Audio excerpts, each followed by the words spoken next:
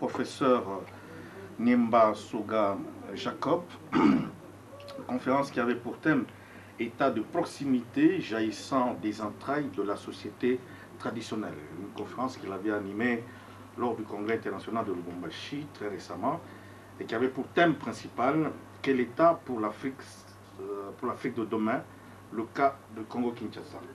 Bonsoir professeur. Bonsoir, je dois rappeler que vous évoluez en Belgique où vous avez fait vos études et une grande partie de votre vie civile.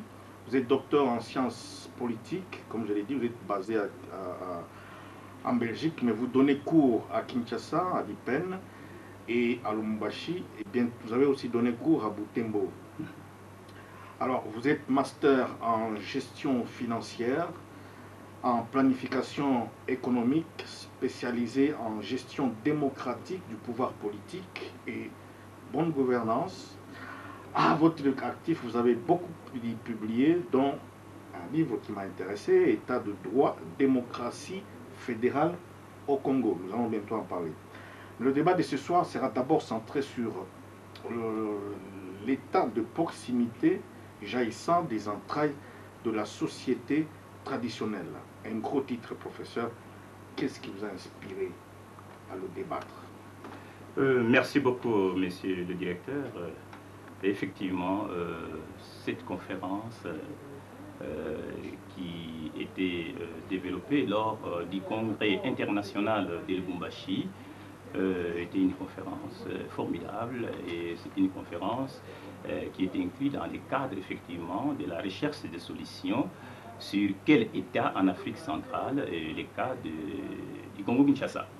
Vous savez que depuis l'indépendance, le Congo-Kinshasa est à la recherche d'un État à construire et de ce point de vue-là, vit de différents problèmes que notre pays a vécu de 60 à 65, les rébellions, de 65 à 97, la dictature de Mobutu, et de 97 jusqu'à aujourd'hui, l'invasion de notre pays et aussi le déclenchement de la rébellion, jusque-là, l'État au Congo-Kinshasa, le vrai État que nous cherchons n'est pas encore construit. Donc nous allons en parler. Donc il nous faudrait en tout cas un État qui doit jaillir des entrailles de la société traditionnelle parce que jusqu'à aujourd'hui, l'État en Afrique et en particulier au Congo-Kinshasa, c'est un État où du moins ces structures se superposent sur les structures traditionnelles. Et de ce point de vue, la population voit dans l'État moderne comme quelque chose qui est très loin de leurs préoccupations, de leur satisfaction des besoins qu'elle ressent. Donc nous allons en parler. Professeur Niemba, un État jaillissant, comme vous le dites, des entrailles de la société traditionnelle, c'est quoi alors qu'aujourd'hui tout le monde veut s'inspirer de l'expérience des États modernes de l'Europe qui, eux, ont fondé la démocratie? Et vous voulez vous appuyer sur des structures traditionnelles pour parvenir à la démocratie. Il y a un paradoxe. Oui, on pourrait dire ça, qu'il y a effectivement un paradoxe, mais en réalité, il n'y a pas de paradoxe, parce que vous savez que toutes les structures qui sont importées et qu'on a fait ou qu'on a installées chez nous, ces structures ont toujours échoué. Et même pour tout projet, quand vous avez un projet de développement, et par exemple qui concerne la ville de Lubumbashi ou bien un coin à proximité de Lubumbashi, du moment où vous n'intéressez pas la population locale, vous n'intégrez pas la population locale dans la conception, dans l'organisation, dans la gestion et dans le contrôle de ces projets-là, ça échoue. Et l'État, c'est la même chose. Avant que les colonisateurs arrivent, le Congo-Kinshasa avait ses empires, ses royaumes, et je vous dis que ça marchait bien. Sauf effectivement que les historiens européens avaient pu considérer ces empires comme des non-États, et que de ce point de vue, c'était uniquement l'État colonial qui était effectivement qui était considéré comme le meilleur État. Mais nous considérons que avant que les colonisateurs arrivent, il y avait ce que moi je peux appeler effectivement des États qui existaient. Il y avait une organisation sociale dans chaque empire qui réalisait l'intérêt général. Et de ce point de vue-là, quand le colonisateur est venu, il nous a apporté, bien sûr, l'État moderne. Quelque part où, selon qu'il s'agissait de la colonisation directe ou indirecte, on tenait compte, effectivement, de la culture locale. Mais à ce qui concerne, par exemple, la Belgique, pour la colonisation belge, elle n'a pas tenu compte des cultures locales, c'est que l'État les structures de l'État moderne étaient automatiquement superposées sur nos structures traditionnelles et de ce point de vue, on a même organisé des chefferies. Mais ces chefferies-là, les chefs coutumiers n'étaient que au service, effectivement, du pouvoir colonial. Et d'ailleurs, ce que nous avons pu observer, c'est qu'on appelait parfois chef coutumier. Le vrai chef coutumier n'était pas présenté à l'époque suite à la peur, parce qu'on pouvait incarcérer le chef coutumier. On prenait parfois l'esclave qu'on présentait comme chef coutumier, et de ce point de vue, c'est lui qui représentait en tout cas cette communauté.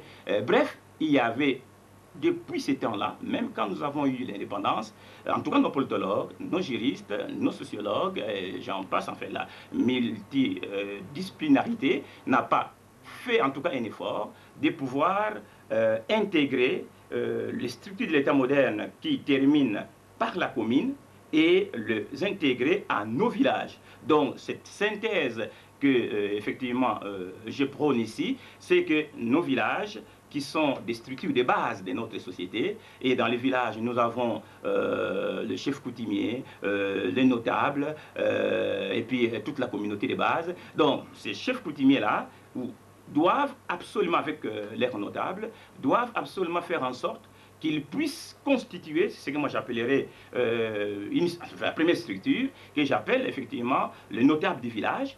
Et ceux-là doivent recenser le besoin élémentaire ressenti par la population.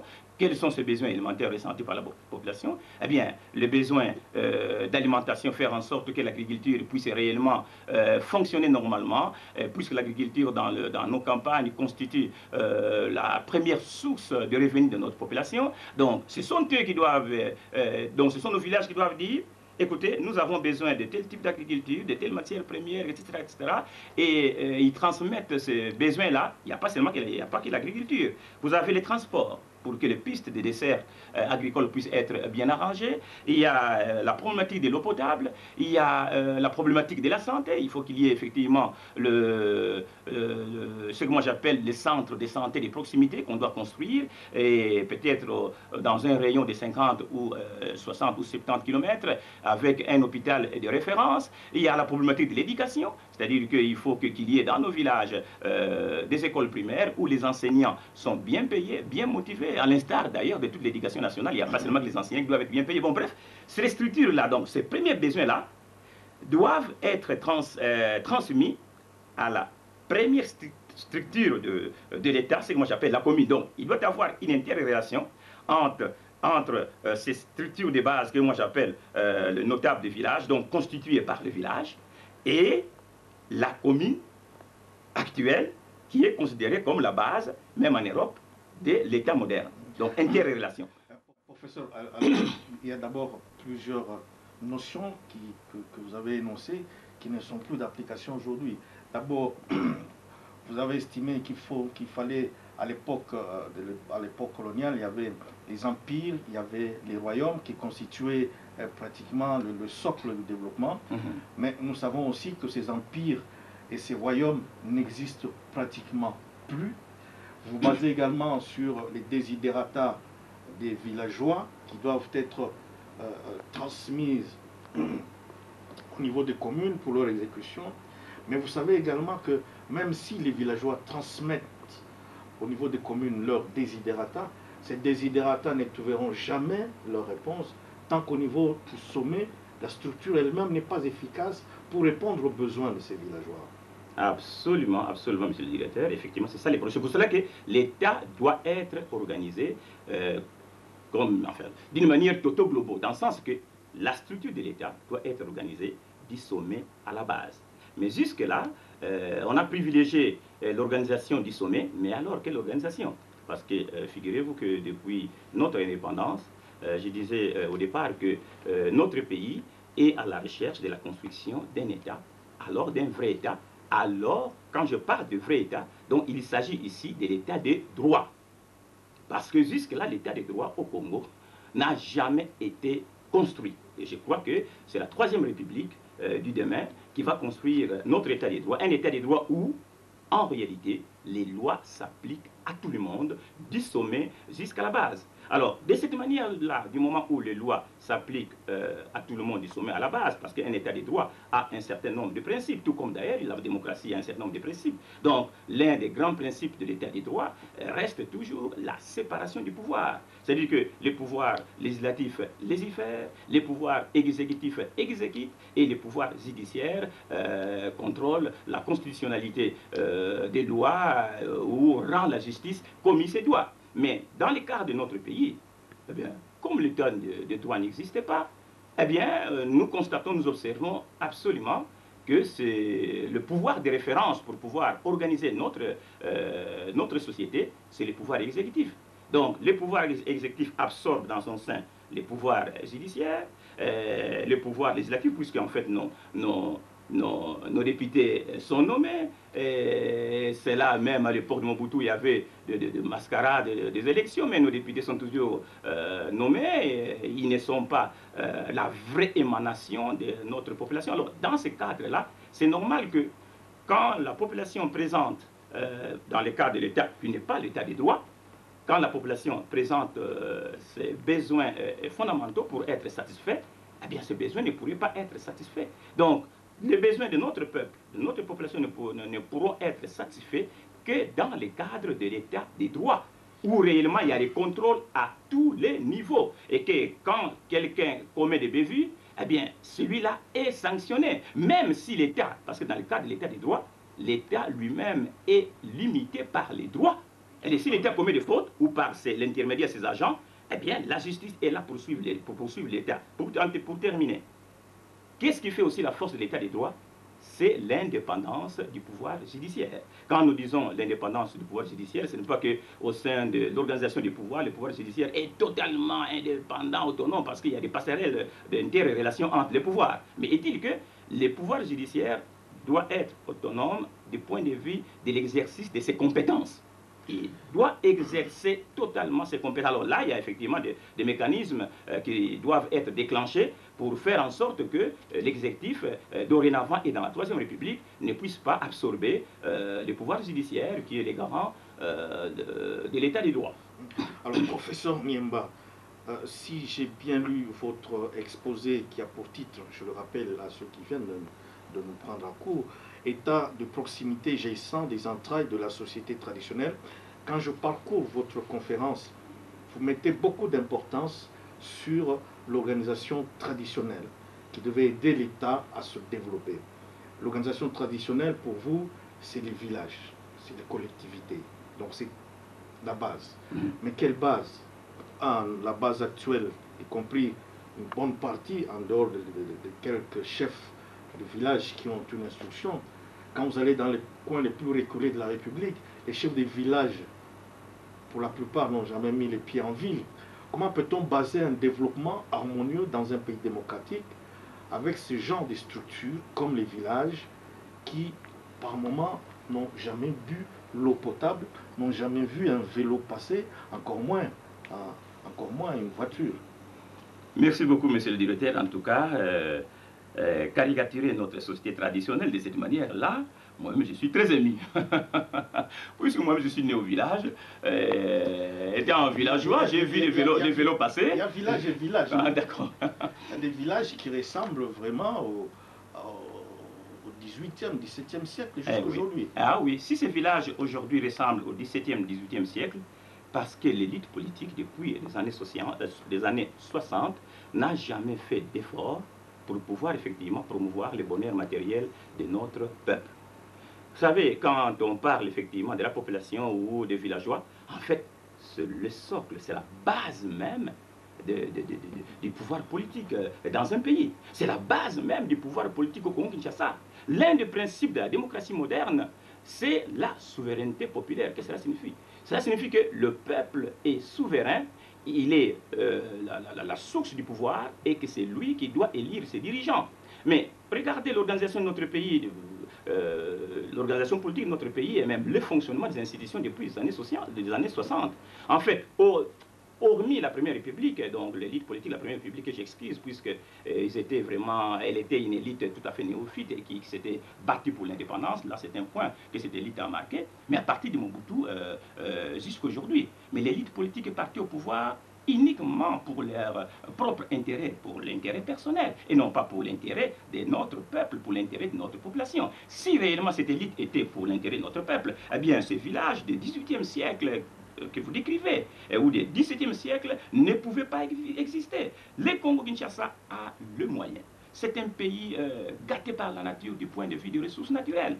Il suffisait depuis l'époque de Mobutu jusqu'à aujourd'hui, nous avons, le Congo-Kinshasa a formé beaucoup d'intellectuels parce que c'est par les idées qu'on produit, qu'on peut développer un pays. Il a fallu que l'élite du pouvoir politique Mobutu et l'élite actuelle devraient produire des idées pour pouvoir créer, moi, ce que j'appelle en tout cas un paradis matériel au Congo-Kinshasa. Donc faire en sorte que promouvoir le développement, créer la richesse qui devrait profiter à ce village-là. On devrait, à la rigueur, du point de vue de la politique d'habitat de notre pays, de la politique économique de notre pays, de la politique agricole de notre pays, en fait, toute la politique macroéconomique de notre pays, de la création des richesses, devrait se focaliser à pouvoir réellement faire sortir nos villages de cette époque antidiluvienne et vivre, en tout cas la modernité, vivre le XXe siècle, le XXIe siècle. Qui devrait le faire? Mais c'est l'élite politique actuelle. Tous ces villageois-là, plutôt, hormis ceux qui sont nés en ville, tous ces villageois là, nous ont envoyés à l'école, à l'université pour apprendre la science de l'État ou la science économique ou toutes les autres sciences pour que nous puissions moderniser nos villages. Mais qu'est-ce que nous faisons? Si nous sommes au pouvoir, ce qui compte pour la personne qui est au pouvoir, c'est quoi?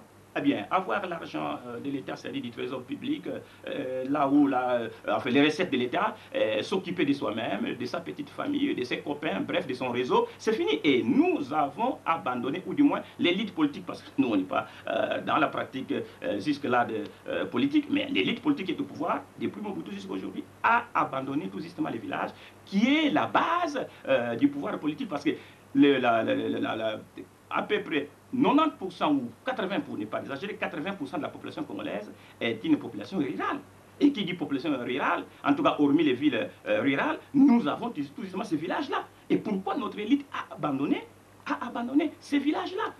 Mais parce que c'est une élite, effectivement, qui ne pense pas contribuer au développement de notre pays, qui ne pense pas à élever notre population, qui ne pense pas à satisfaire les besoins fondamentaux, les besoins primaires ressentis par chaque Congolais, chaque Congolaise. Et je vous en prie. Professeur, quand je lis votre conférence, je le répète, vous mettez beaucoup d'accent sur les villages, sur les structures traditionnelles pour essayer d'avancer. Voilà. Vous avez parlé des desiderata des villageois qui doivent être transmis aux décideurs, mais je ne vois pas la structure par laquelle les villageois et les décideurs peuvent se concerter pour harmoniser leur point de vue de manière à exécuter le programme, ne serait-ce que partiel, des desiderata des villageois. Ah, merci beaucoup. Là, c'est très concret, très précis.